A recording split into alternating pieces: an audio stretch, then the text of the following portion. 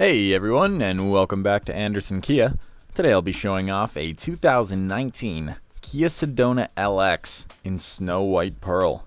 Starting at the front here, this vehicle comes with automatic projection headlights, bar type LED positioning lights, and a stylish front grille. Moving on, we have 17-inch alloy wheels with 4-wheel ABS disc brakes.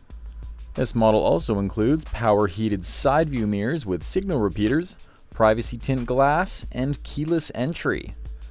Some of the safety features with this vehicle include electronic stability control, hill assist control, and impact sensing door unlock, as well as rear parking sensors.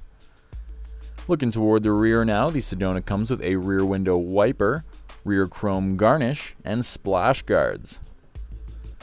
Moving on inside, we have stain-resistant cloth seating for 8, with second row slide and stow seats and third row folding and sinking seats.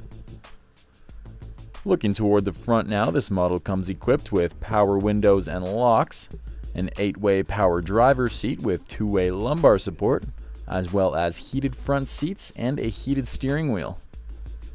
This vehicle also includes steering wheel mounted audio and cruise controls, a cooling glove box, and a 6-speaker sound system.